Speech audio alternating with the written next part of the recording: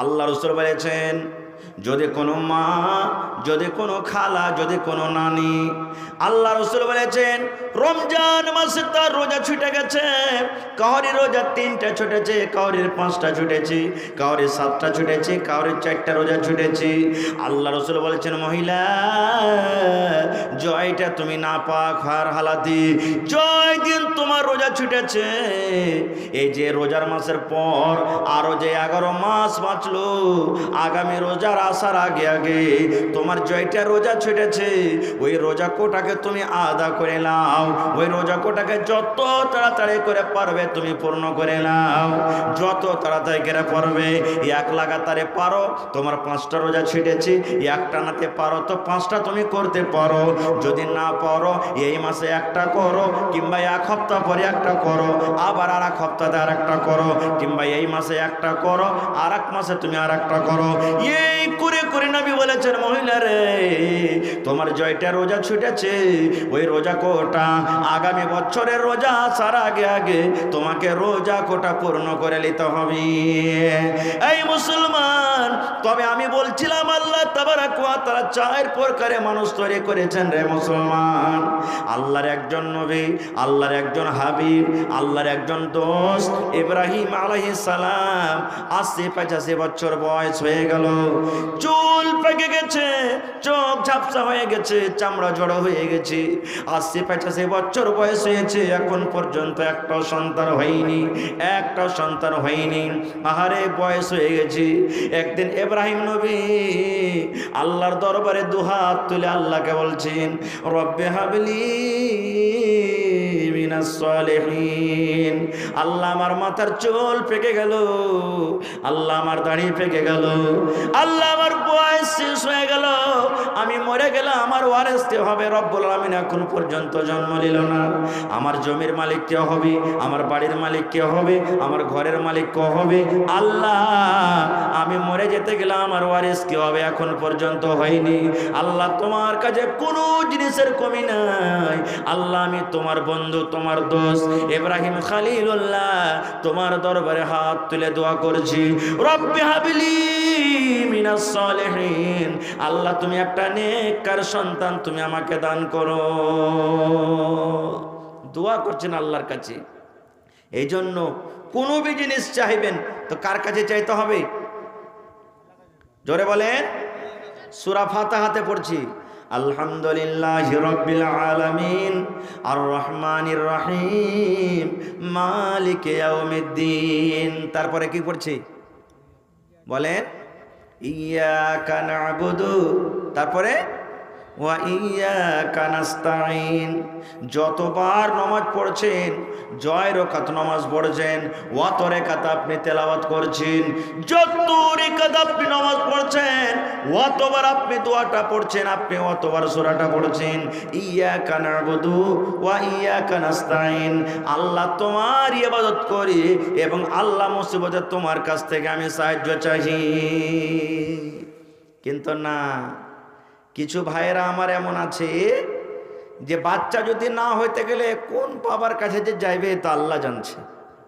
যাই কি যাই না? কোন জায়গাতে চলে যায়, কোন জায়গাতে চলে যায়। এগুলা সব শিরক, ভুল, যেতে হবে না। খুব বাচ্চা দেনেওয়ালা, সন্তান দেনেওয়ালা একমাত্র আল্লাহর।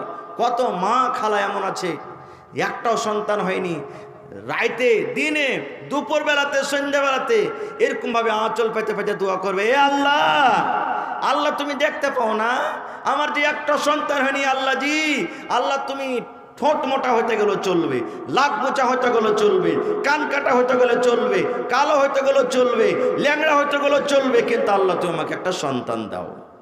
এরকম আঁচল পেতে পেতে দোয়া করছে। বলেন এরকম দোয়া করা যায় যাচ্ছে? এরকম দোয়া করা যায় যাচ্ছে? জি না। আল্লাহ রাসূল বলেছেন যখনই তুমি আল্লাহর কাছে চাইবে ভালো জিনিস চাও, যে আল্লাহর কাছে তুমি খারাপ জিনিস চাইছো সে আল্লাহর কাছে যদি তুমি ভালো জিনিস চাও তা আল্লাহ যে তোমাকে খারাপ জিনিসটা দিতে পারবে। তুমি খারাপ জিনিস চেয়েছো, আল্লাহর কাছে তুমি ভালো জিনিস চাও তা আল্লাহকে তোমাকে ভালো জিনিস দিতে পারবে না? অবশ্যই পারবে। একটা বাংলা কিতাবটার নাম হলো গল্পের মাধ্যমে জ্ঞান। একটা আপনাকে মজার গল্প শোনাচ্ছি। বাংলা কিতাব আছে একটা গল্পর মাধ্যমে জ্ঞান, ওই কিতাবটাতে একটা ওয়াকিয়া লিখছে মানুষকে বোঝার জন্য, যে একটা লোক ছিল জমিদার, অনেক জমি জায়গা তার, কিন্তু আল্লাহ তাবারক ওয়া তাআলা ওকে একটাও সন্তান দেয়নি, একটাও সন্তান দেয়নি। একদিন জমিদার নেই, দুপুরের সময়তে আঁচল পেতে দোয়া করেছে আইগিনাতে রহে, যে আল্লাহ সব কিছু দিয়েছ মালিক, একটা জিনিসেরই কমি সন্তান, এতদিন হয়ে গেল বিয়া শাদী হওয়া, সন্তান হলো না, আল্লাহ তুমি একটা আমার পরে দয়া করো, আল্লাহ জি একটা সন্তান তুমি দাও।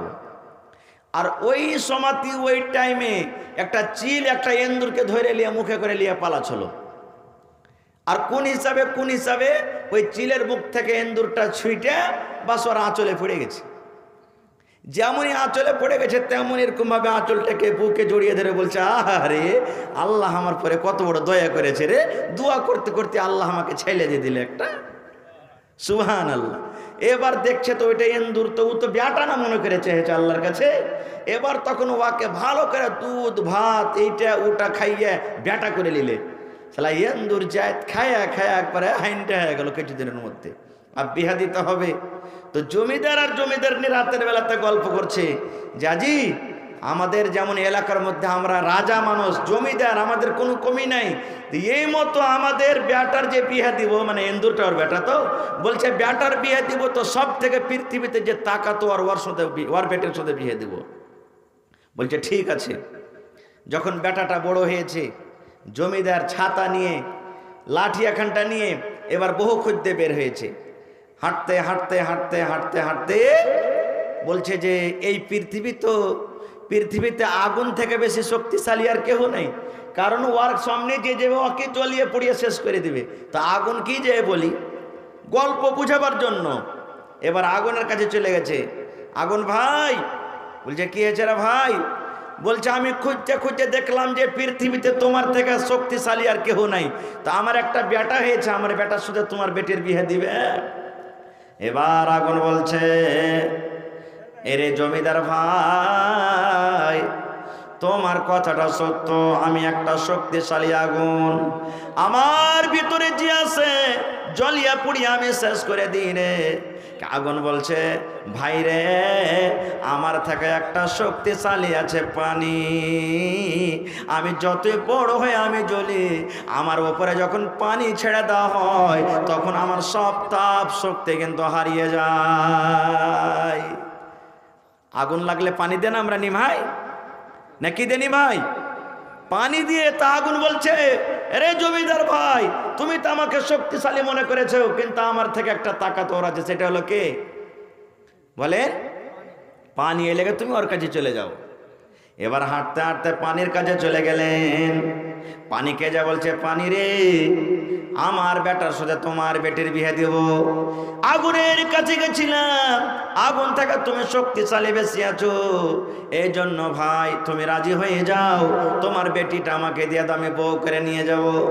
এবার পানি বলছে, জমিদার ভাই তুমি সত্য বলছো, আমি হলাম শক্তিশালী, আগুন থেকেও আমার শক্তি বেশি আছে, কিন্তু ভাই রে আমি শক্তিশালী বটে, কিন্তু আমার থেকে একটা শক্তিশালী আছে, যার নাম হলো বাতাস। যাও তুমি বাতাসের কাছে, কারণ আমি যখন আসমানে ছেয়ে থাকি বাতাস আমাকে উড়িয়ে কোন দিক থেকে কোন দিকে নিয়ে চলে যাই। এলাকা তুমি যাও বাতাসের কাছে। বাতাসের কাছে চলে গেলেন, বাতাসকে বললেন ওই কথাটা। এবার বাতাস বলছে, ভাই রে আমার বেটি তুমি আনতে এসেছো, বেটিকে বউ করতে এসেছো রে ভাই। সত্য কথা ভাই রে, আগুন পানি থেকে আমি শক্তিশালী, কিন্তু ভাই রে আমার থেকে একটা শক্তিশালী আছে, তার নাম হলো পাহাড়। এমন মজবুত হয়ে আছে যে তাকে আমি হিলাইতে পারি না, তাকে পার করে আমি যাইতে পারি না, এই জন্য ভাই তুমি পাহাড়ের কাছে চলে যাও। যাও পাহাড়ের কাছে তুমি চলে যাও। চলে গেলেন পাহাড়ের কাছে। আবার খুব সুন্দর করে পাহাড়কে বলছে, ভাই আমি আগুনের কাছে গেছিলাম, পানির কাছে গেছিলাম, আমি হাওয়ার কাছে গেছিলাম, সব থেকে শক্তিশালী তুমি, এই জন্য ভাই তোমার বেটিটা আমাকে দিয়ে দাও, আমি বউ করে বাড়িতে নিয়ে যাব।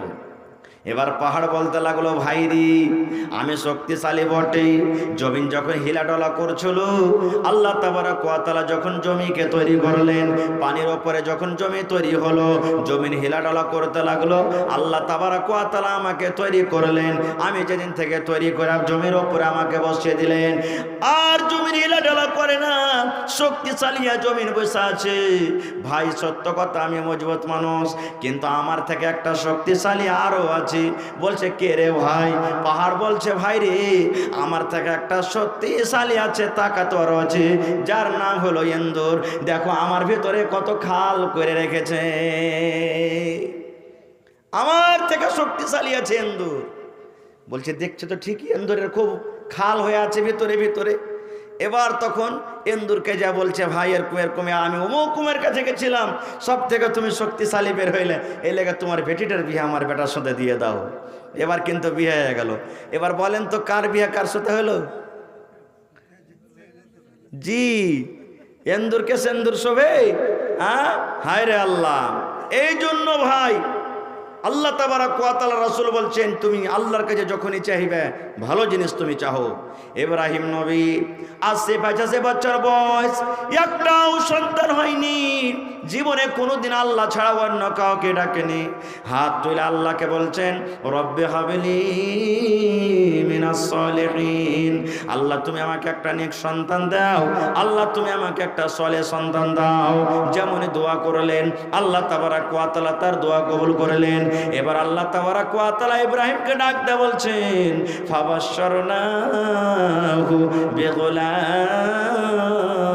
হালিম, ইব্রাহিম আমি তোমার দোয়া কবুল করলাম, যাও তোমাকে আমি একটা চালাক সন্তান দান করলাম, যাও। লম্বা ঘটনা। এবার সন্তান যেমনই হলো, আল্লাহর পরীক্ষা শুরু হয়ে গেল, আল্লাহর পরীক্ষা শুরু হয়ে গেল। আল্লাহ মানুষকে মেলা রকম পরীক্ষা করবে। আল্লাহ কাউকে মাল দিয়ে পরীক্ষা করি, আল্লাহ কাউকে গরিব করে পরীক্ষা করি, আল্লাহ কাউকে বেটা দিয়ে পরীক্ষা করে, আল্লাহ কাউকে বেটি দিয়ে পরীক্ষা করে, আল্লাহ কাউকে সন্তান দিয়ে পরীক্ষা করে, আল্লাহ কাউকে সন্তান না দিয়ে পরীক্ষা করে, আল্লাহ কাউকে শরীর স্বাস্থ্যতে পরীক্ষা করে, আল্লাহ কাউকে জমি জায়গা দিয়ে পরীক্ষা করে। আল্লাহ তাবারক ওয়া তাআলার পরীক্ষার কোনো কমে নাই রে বন্ধু। আল্লাহ তাবারক ওয়া তাআলা যেমন ভাবে ইচ্ছা তেমন ভাবে পরীক্ষা করেন। এবার রাসূল বলছেন, উম্মত রে, আল্লাহ রাব্বুল আলামিন কোরআনে বলছেন, ওয়া বাশশিরিস সাবিরিন, ওই পরীক্ষাকারীদের মধ্যে ওই লোকটা আল্লাহর কাছে প্রিয় ভালোবাসা বান্দা বান্দি হবে, যে মুসিবতের উপরে সবর করবে, যে সবর করবে আল্লাহর কাছে ভালোবাসাই হবে। এবার আল্লাহ পরীক্ষা চালু করে দিলেন। ইব্রাহিম নবীকে জীবনে কয়েকটা পরীক্ষা করেছেন, আর খুব বড় বড় পরীক্ষা। ওই পরীক্ষার মধ্যে একটা এটা পরীক্ষা। কি আদেশ করলেন? এরে ভাইরা মায়েরা খালারা শোনেন, আমাদের যখন সন্তান হয় কত আমাদের ভেতরটা খুশি হয়, ওই মায়ের কত খুশি হয়। মার জীবন থাকে একদিকে, মার মরণ থাকে একদিকে, সুবহানাল্লাহ। তবু বাচ্চার মুখখানা দেখে, চেহারা দেখি, মা জীবনের সমস্ত কষ্টকে কিন্তু ভুলে যায়, মা জীবনের সমস্ত দুঃখকে ভুলে যায়, এত মায়ের কষ্ট হওয়া সত্ত্বেও। এবার যেমনই সন্তান হয়ে গেল দুনিয়াতে, আল্লাহ তাবারক ওয়া তাআলা আদেশ করছেন, ইব্রাহিম ও আমার দোস্ত, ও আমার বন্ধু, তোমার কলিজার টুকরা পিয়ারা সন্তানকে এই ইসমাইল তুমি তার নাম রাখো। তোমার কলিজার টুকরা সন্তান ইসমাইলকে এবং তোমার বিবি হাজরাকে তুমি বাড়িতে রাখতে পাবে না, এমন বনে রেখেছো, এমন জায়গাতে তুমি রেখেছো যেখানে কোনো গাছ নাই, যেখানে কোনো গা নাই, যেখানে কোনো বাড়ি নাই, যেখানে কোনো লোকজন নাই, এমন জায়গাতে তুমি রেখেছো। ইব্রাহিম তোমাকে আমি আদেশ করলাম, রে আমার ভাইরা মায়েরা খালারা। ইব্রাহিম নবী তৈয়ার হয়ে গেলেন। তারপর দিন এবার ইব্রাহিম নবী দুটা উঁট সাজিয়ে দিলেন, একটা উঁটে নিজে চাপলেন, একটা উঁট বিবি হাজেরাকে বলছেন, হাজেরা এই আমার সন্তান কলেজার টুকরাকে নিয়ে তুমি উঠে সওয়ার হয়ে যাও, উঠে তুমি চেপে যাও। আর কিছু অল্প খাজুর নিয়ে নিলেন সাথে, আর কলসিতে করে একটুখানি পানি নিয়ে নিলেন, হাঁটতে শুরু করে দিলেন। মা হাজেরা জানে না আমাকে কোথায় নিয়ে যাচ্ছে আমার স্বামী, এটা আল্লাহর আদেশ। আদেশ হয়েছে নাকি কোথায় নিয়ে যাচ্ছি মা হাজেরা কিন্তু জানে না। হায় রে আল্লাহ, ওই কচির সন্তানকে মাসুম বাচ্চাকে কোলে নিয়ে স্বামী স্ত্রী দুইজন দুটা উঠে চড়ে হাঁটতে আছি। হাঁটতে হাঁটতে হাঁটতে হাঁটতে হাঁটতে চলে গেলেন কোথায়? যে জায়গাতে এখন কাবা শরীফ তৈরি আছেন, সেই টাইমে কাবা শরীফ দেখা যাচ্ছিল না। মাটির তলাতে কাবা দেবে ছিল, মাটি বরাবর হয়েছিল। সেই কাবা কিন্তু তখন নির্মাণ ছিল না, কাবা ভেঙ্গে একবারে বরাবর হয়েছিল। আল্লাহ তাবারক ওয়া তাআলা আদেশ করলেন, ইব্রাহিম এমন জায়গাতে বনে রেখেছো যেখানে কোনো গা নাই, যেখানে কোনো বাড়ি নাই, যেখানে কোনো পানি নাই, যেখানে কোনো নদী নালা কিছু নাই। এরকম জায়গাতে ইব্রাহিম তুমি রেখেছো তোমার বাপ বিবিকে এবং তোমার কলেজার টুকরা সন্তানকে তুমি রেখেছো। কি দিলে সাথে?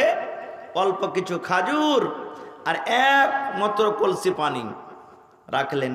আরবের জমি, বালু পাথরের জমিন, কলসির পানি খেনটা তাড়াতাড়ি শুকিয়ে গেল। এবার ইব্রাহিম নবী উট দুটাকে হাঁকিয়ে বাড়ির দিকে রওনা হয়েছে।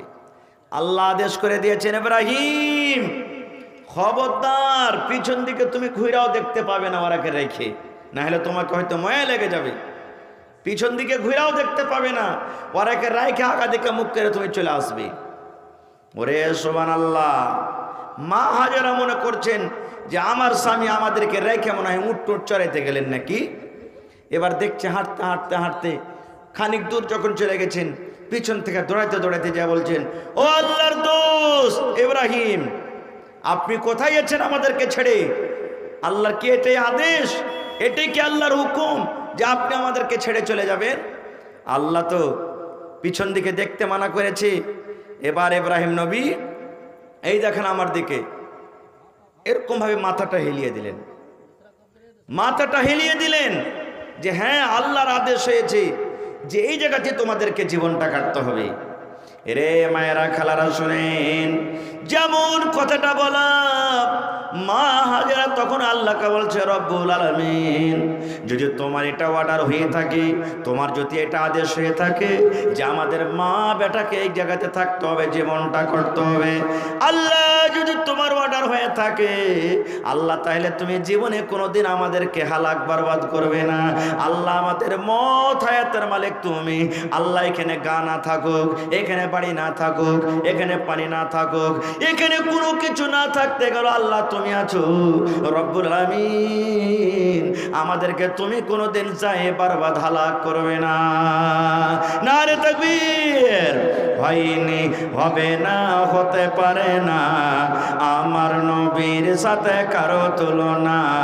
হয়নি, হবে না, হতে পারে না আমার নবীর সাথে কারো তুলনা। হায়রে তুলনা তো দূরের কথা, ছায়াও মিলে না। হয়নি, হবে না, হতে পারে না আমার নবীর সাথে কারো তুলনা। হয়নি, হবে না, হতে পারে না আমার নবীর সাথে কারো তুলনা। সকল নবী রাসূল ছিলেন খোদার দিওয়ানা, দো নয়নে দেখব খোদা ছিল তামান্না। সকল নবী রাসূল ছিলেন খোদার দিওয়ানা, দো নয়নে দেখব খোদা ছিল তামান্না। আরে মোর নবীকে ডেকে নিলেন, আর মোর নবীকে ডেকে নিলে দেখবে রব্বানা। হয়নি, হবে না, হতে পারে না আমার নবীর সাথে কারো তুলনা। হয়নি, হবে না, হতে পারে না আমার নবীর সাথে কারো তুলনা। ইউসুফকে দেখে যারা আঙ্গুল কেটেছে তারা কি আমার নবীর রূপ দেখেছে? ইউসুফকে দেখে যারা আঙ্গুল কেটেছে তারা কি আমার নবীর রূপ দেখেছে? আরে দেখতো যদি কেটে দিত, আরে দেখতো যদি কেটে দিত কলিজাখানা। হয়নি, হবে না, হতে পারে না আমার নবীর সাথে কারো তুলনা। এইবারে মা হাজেরা বাচ্চার কাছে চলে গেলেন। বাচ্চাকে দেখছেন, বাচ্চা টুটে শুকিয়ে গেছে, কাঁদছে। পাথরের জমিন, বালুর জমিন, কাঁদছে। বাচ্চাকে কি পানি দিবে, কি পানি দিবে? এবার দুটা পাহাড় আছে, আপনারা নাম শুনেছেন, যদি কোনো হাজি সাহেব এখানে থাকেন, পাহাড় দুটো আপনারা দেখে এসেছেন, একটা পাহাড়ের নাম হলো সাফা, একটা পাহাড়ের নাম হলো মারওয়া। নাম শুনেছেন? সাফা এবং মারওয়া। একবার দৌড়িয়ে সাফার দিকে যাই, দেখে নজর করে কোনো দিকে পানি আছে কিনা। আবার একবার বাচ্চার কাছে যায়, দেখে। আবার দৌড়াতে দৌড়াতে একবার মারওয়া পাহাড়ে চলে যায়। এই করে করে 7 বার দৌড়ালেন। কবার দৌড়ালেন? 7 বার। আল্লাহ তাবারাক ওয়া তাআলা ওই মা হাজারার আমলটাকে আল্লাহ এত ভালোবাসলেন, এত ভালোবাসলেন, কিয়ামত পর্যন্ত আল্লাহ তাবারাক ওয়া তাআলা হজের একটা আরকান বানিয়ে দিলেন। আল্লাহ দুনিয়ার মানুষকে ডাক দেয়া বলছেন, হাজি রে, যত তোমরা মক্কাতে হজ করতে যাবে অতক্ষণ পর্যন্ত তোমার হজ হবে না, যতক্ষণ পর্যন্ত মা হাজারা পানির জন্য সাফা মারওয়া 7 চক্কর দিয়েছি, যতক্ষণ পর্যন্ত তোমরা 7 চক্কর না দিবে, 7 ফিরা না লাগাবে, ততক্ষণ পর্যন্ত তোমাদের হজ কবুল হবে না।